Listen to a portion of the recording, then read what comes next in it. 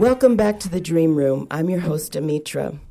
Today's guest has not only witnessed history, but has quietly, meticulously engineered the soundtrack to our lives. Today's guest is Dr. Susan Rogers. In the 1980s, she was the brilliant, self-taught mind sitting in the dark beside Prince, acting as his chief audio engineer during his most legendary era. From Purple Rain to Sign of the Times, she lived inside the hurricane of ultimate musical genius, protecting his vulnerabilities and archiving his wildest dreams into what we now know as the vault. But her story didn't stop in the smoke and mirrors of multi-platinum rock stardom. At the age of 44, at the absolute height of her commercial success, she walked away from the console to ask a deeper question. Why does music do this to us? She earned a PhD in behavioral neuroscience, became a professor at Berkeley College, and co-wrote one of the most profoundly moving books on the human connection. This is what it sounds like. Today we are stepping past the resume, going inside her mind, her sacrifices, her quiet moments with Prince that no one else saw, and the beautiful hidden architecture of her soul. Susan, welcome to the Dream Room. Thank you, Amitra. I'm pleased to be here with you.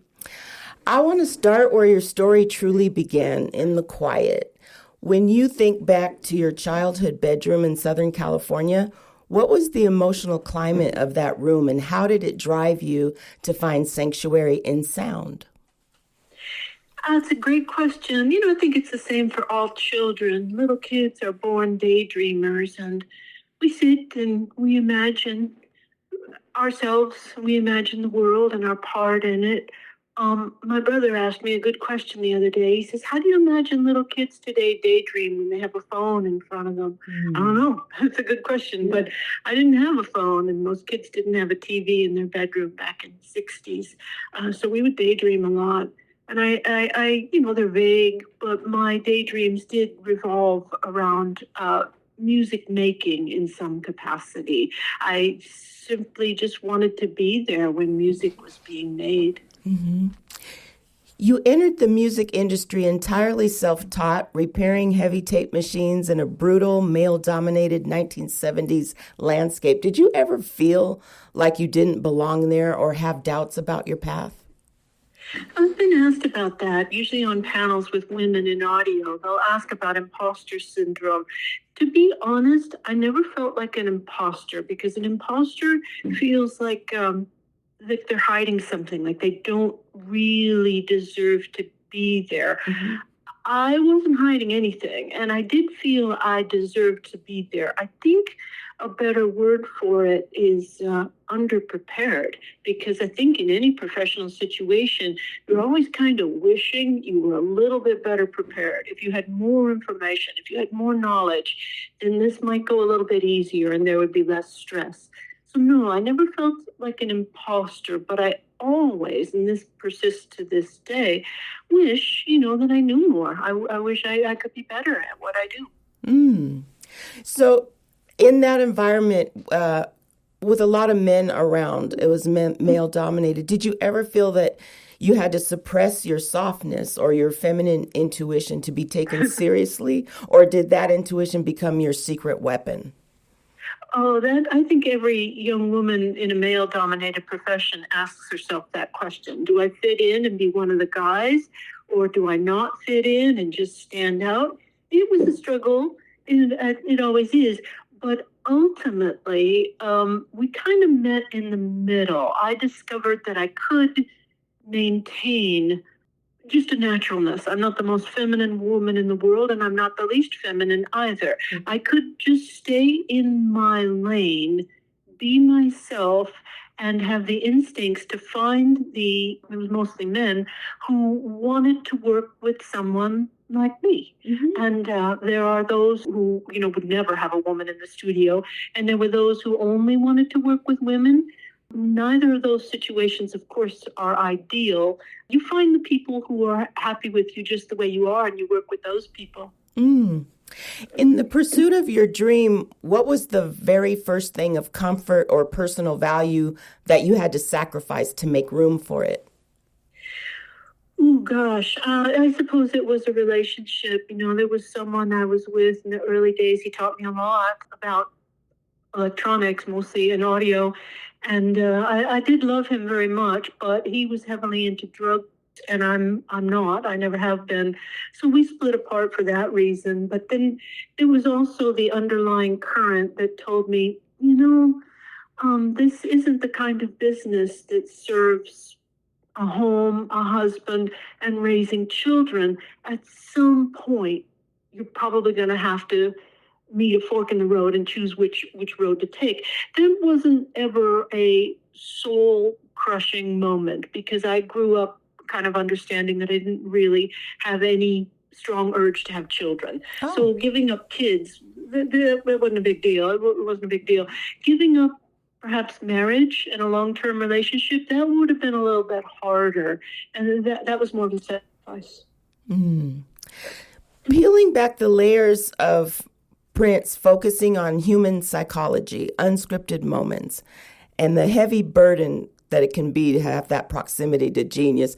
The frequency of the first meeting. In 1983, you walk into Prince's world. He was, by our accounts, a guarded, hyper-prolific enigma. What did his energy really actually feel like in the room when you first met him? Okay, I'm gonna just answer honestly, unfiltered. Mm-hmm. As soon as I met him, I had a sense that he and I would have been friends in high school. Like there was, you meet kids when I'm going back to, imagine yourself in your teenage years. You meet kids and you just kind of realize, yeah, I think you and I have some things in common. And that kind of persisted. Like I kind of felt like, certainly we didn't have things in common. We're different races. We grew up in different parts of the country, but we're only 2 years apart. And there was a certain sensibility, a sense of, I think I recognize some things about you. And I'm going to go out on a limb and suggest that maybe he felt that about me too, because we did have a connection. Primarily, I think that connection was, there were two. The love of music, we liked the same kind of music. And two, we both suffered some trauma in our youth. My mother had died when I was 14 years old after a years-long battle with cancer. I grew up lower middle class, same socioeconomic stratum as Prince grew up in, having home difficulties and trauma early in your teen years. Means that you're the kind of kid who has to solve problems that most kids don't have to solve. So I think in some way, Prince and I recognize, life was tough and we've seen things other kids our age haven't seen. I just kind of felt that a little bit. The second thing, obviously, that I felt and the prevailing feeling was, oh my God, I'm in the presence of my favorite artist in the whole world. And please don't let me blow it. Please, just whatever I do, I need to serve this guy because I love his music more than anything. Oh, that's amazing. How did you signal to him that his art was safe in your hands? Oh, that's a good question.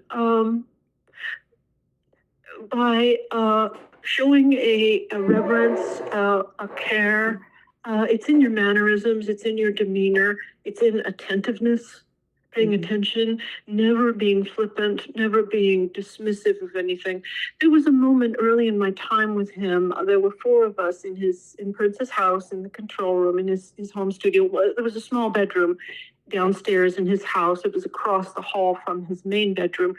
And this is where he had a studio. And he was in there with Morris Day and Jesse Johnson. So the three guys were talking. They were waiting for me to, set up a tape or put up a mic or something. And I was moving the mic stand. And they mentioned a track by Frankie Beverly and Mays.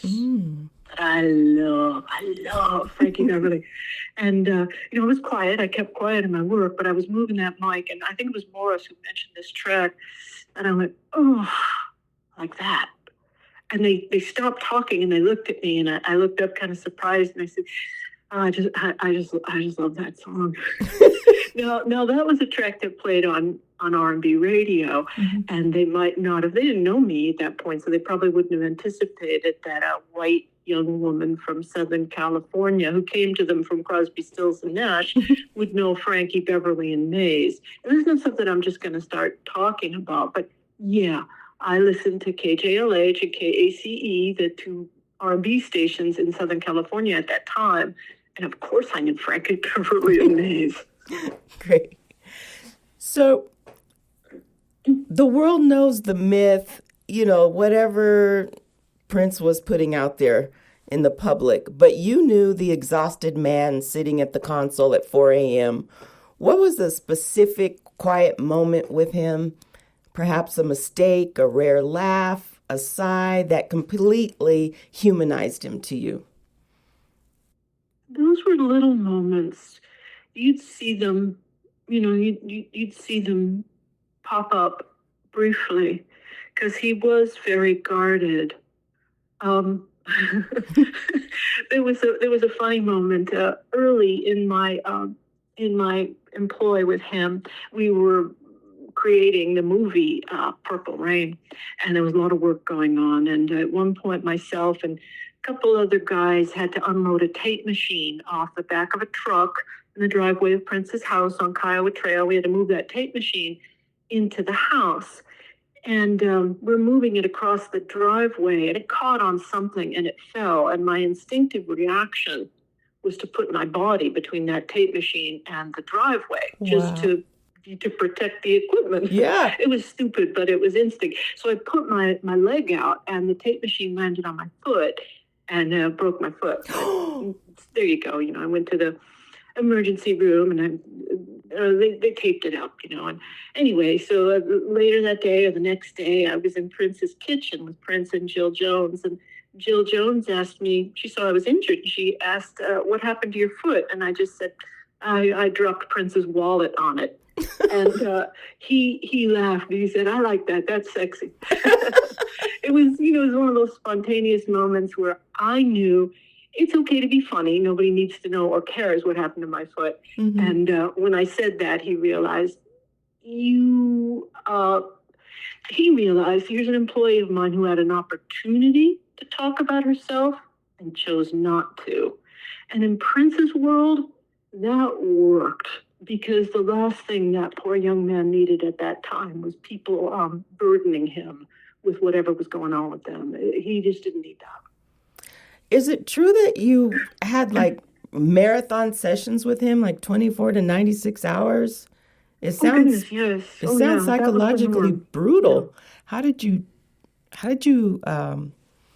How did living inside that relentless creative pressure alter your brain chemistry and your threshold for what you could humanly endure? Oh boy, I hope it didn't damage me. I don't think it did. We know this.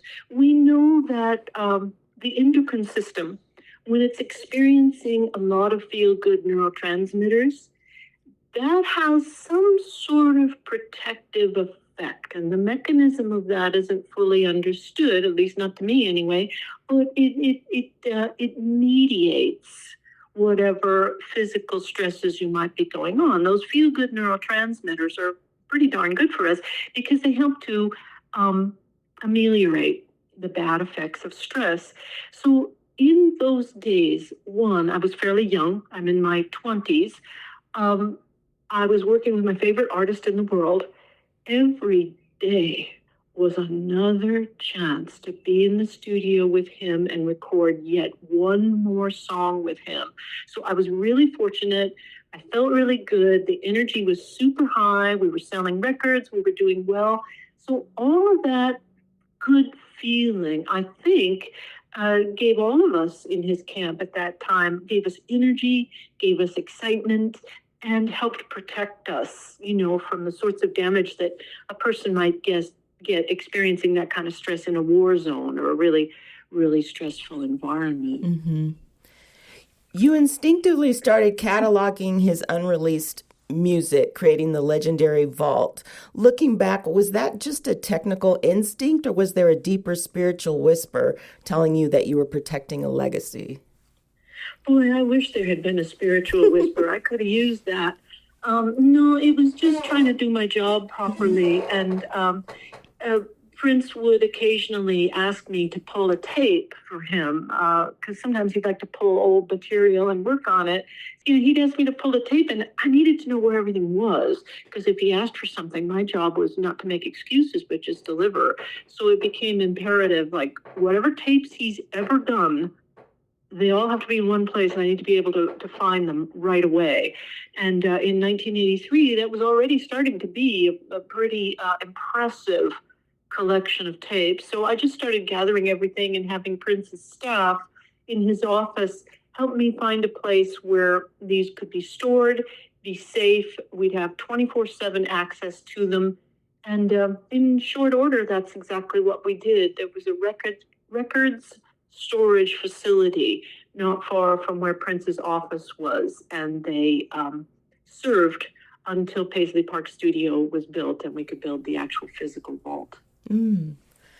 Susan, I don't know if this is true, but I read somewhere that Prince commented on his unreleased songs by saying the world isn't ready for them. As someone with inner knowing of the vault's content, what would you say in that regard? Are we ready to hear his unreleased work? It depends on what tracks he's talking about. That's the kind of blanket statement that could have many different meanings, and it could apply to some songs and not others. Mm-hmm. And when you say the world, what do you mean by the world? When you say ready, what do you mean by ready? Mm-hmm. So it's just too vague of a statement to say whether it's true or false. Now, I know from my time with him, and bear in mind, it's a limited window in a guy's long life, so I only had that viewpoint, but there was a lot of material that ended up in the vault because Prince wasn't ready to release it. A classic example was Moonbeam Levels. Mm-hmm. It broke my heart that he wouldn't put that on records at the time when I was with him, because I loved that track so much, but he wasn't ready to say those words, and he was saving it at that time, saving it for a moment when the time would be right. Then there were songs, that you do that are autobiographical memories. You might have written a song about a girlfriend that he broke up with, or something that he was ashamed for having done. That would be something that would go into the vault, just because lyrically, this is a statement he doesn't want to say right now. And then there are a few little pieces, very, very few, where his lyric could easily be misinterpreted. And that would apply to his statement saying the world isn't ready, where he might have meant one thing, but it could be easily misinterpreted and it could hurt his reputation. So that would be something that would go in the vault. And, what artist doesn't have that thought process of what do I want to release now and what do I want to keep to myself right now? Yeah. Shifting from making music to decoding the human brain, we all go through the exact moment of friction where your soul says, the applause in the studio is no longer enough. I need more. I have to know more. What was that moment for you? What made you walk away from your life in the music business? It was kind of a combination of factors. I mentioned that I was from a relatively lower middle class background, and having lost my mother at an early age, I always felt like I would like college and I would be good at it, but it simply wasn't an option when I was young. It's not going to happen. So after I made a little bit of money and had a hit record with Bare Naked Ladies, it was an option. When you made royalties back in those days, you made enough money that you could pay off your mortgage or you could quit your job if you chose to. The second factor was that even though I loved music, I've never stopped loving it, I was no longer listening to college radio. I was no longer an audience for the records that I was making. I was in my mid-40s. So I felt like, I've been a good servant of music for over 20 years, but younger people could maybe do a better job. And I want to try and serve myself now and see what I'm made of and see what else I might enjoy. I'd always loved the natural world, and I wanted to go to college and see if I could just make some kind of a contribution to it. So I did. Yes. In your book, This Is What It Sounds Like, you show how our musical preferences map our identity. If we were to look at the listener profile of Susan Rogers' soul today, what does your current favorite song reveal about where you're at right now? Oh, goodness, I couldn't have a favorite song. I love them. The music I love so deeply. I could never rank order them. But I'll tell you, rhythm is a big treat for me. The rhythm on records is extremely compelling. And when a given piece of music matches that pulse that I personally enjoy, man, that's ecstasy to me. Yeah. I'm a fan of the written word. I'm a fan of poetry and prose. And so I love and admire great lyric writing. I'm a big fan of romantic melodies. I love great melody writing. So that's what I listen for, and those items are found in every style of music. Mm-hmm. But if something is going to match my listener profile, it's either going to have the groove that I like, it's going to have lyrics that I like, or it's going to have a melody that just makes me weak. The other day, I just clicked on in a playlist. I just clicked on Howlin' Wolf's "Moanin' at Midnight," just to hear a little bit of Howlin' Wolf. Mm-hmm. And that groove is so deep. That pocket acoustic, his guitar is so deep. Holy moly. I mean, that matches my listener profile so perfectly. All right. Your book opens with a stunning and provocative dedication for art, whom music saved.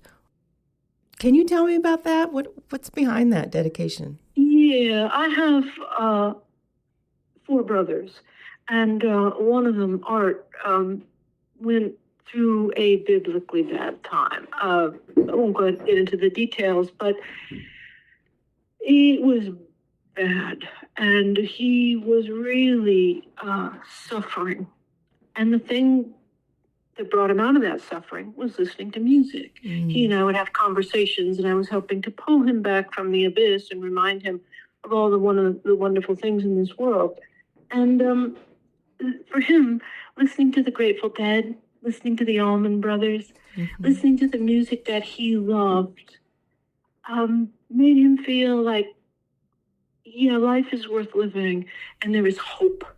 Now, if you think about it, imagine that you're a musician and the art that came out of you connected with someone so deeply, it gave them a reason to live.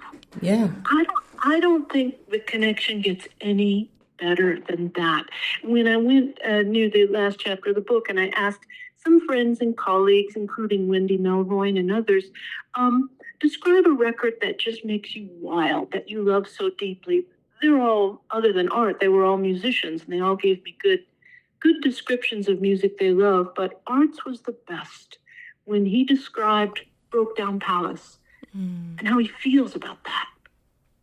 I don't know that it gets any better than that. Oh.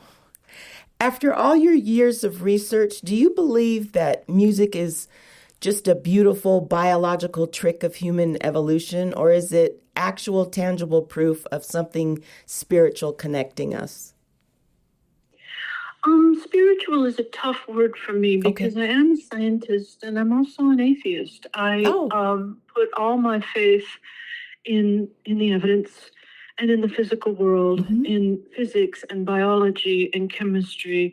What the evidence shows is, by my training and by my predilection, what I believe. So I'm currently writing a textbook on music cognition. It's for Princeton University Press. And I'm on chapter 12, which is the chapter on music and emotion. Here's what we know, and I'm not discouraging anyone from having a spiritual belief. All of that is private and personal. But here's what I can say the evidence shows. Our music evolved to be really, really good at expressing the human emotional condition. And that includes all our emotions. Of course, there's the obvious ones like joy and sorrow and love, and music calms us down and, makes us happy and all the usual stuff. But when you ask people to describe the emotions that music can express, it includes things like guilt, disgust, shame, humiliation, curiosity. In other words, everything that we are capable of feeling is expressed by music in some ways, which is why music evolved. We all are well aware of how advanced language is. Music is just as advanced for expressing the things that we can't say in words, that we feel, that we believe, but that we don't have the words for. You may say that has a spiritual origin, or you may say that it has a physiological origin. Doesn't matter what the answer is. It's there, and it works for us, and it does the job, and we're glad to have it. And there is no known human society on earth that does not have music. So it's part of us. It's how we communicate things that we cannot communicate in words. I love that answer. Okay, my next question is what makes a person a lyric first person or a groove first person? Why is that? That's something that the science community is inching toward being able to answer. But right now, it's a little too complicated because humans are pretty complex. Sometimes what you need in the moment is the right lyric, and then in another moment, what you need is the rhythm. But where our weight is distributed probably has something to do with what you personally find most rewarding about music. Now, for many people, and I think it's the majority, the most rewarding thing about music is the social connection. The type of music that you like signifies what group you belong to. That feels really good. Now, a lot of that is expressed in the lyrics. So pop music lovers do fancy whatever is hip right now. They want to know what's happening right now. And the pop music stars, by virtue of their lyrics, are showing a public profile that then mostly young people can imitate in order to belong to a certain group, to fly your flag and say, this is the group that I belong to. Now, there are folks who, I'm laughing because I suppose if I were 40 years younger, I'd be one of them. There are folks who really want to spend time in clubs and they want to spend time dancing. And so perhaps they're going to be more interested in music with a certain kind of groove, whether it's techno, electronic dance music, or it's funk, or whatever it is. That groove reflects how your body likes to move, and you want to be in places with other people who move like you move. And the lyrics are going to be less important there. And then there are people for whom the melody is most important because it's helping them to solve emotional problems and helping their bodies get into a state that works for them. So a lot of people listen to music to calm down or to just kind of be in the background and be something sweet while they're working or they're cooking dinner or whatever. So what leads a person to be that way is probably driven by how music has rewarded you in the past. You're going to want to keep that up. It just depending on how it works for you. Like anything else, like food and fashion, if it's worked for you in the past, you're going to kind of stick with it. Yeah, my greatest dream is to write a song the whole world wants to dance to or sing to long after I'm gone. What advice would you give me as a neuroscientist and as someone who worked with Prince, Bare Naked Ladies, David Byrne? What would you tell me? Well, that is a great dream. It's an impossible dream because of the great variety in human experience and human desires. So, of all the art forms, music works most like food and fashion. because it is fairly ubiquitous and it's easy to get. Like most people can't have paintings on their wall, and most people don't have the time to watch movies every single day, but we can listen to a lot of music every day. Mm-hmm. So music is functional first, and we shape its form to serve a certain function.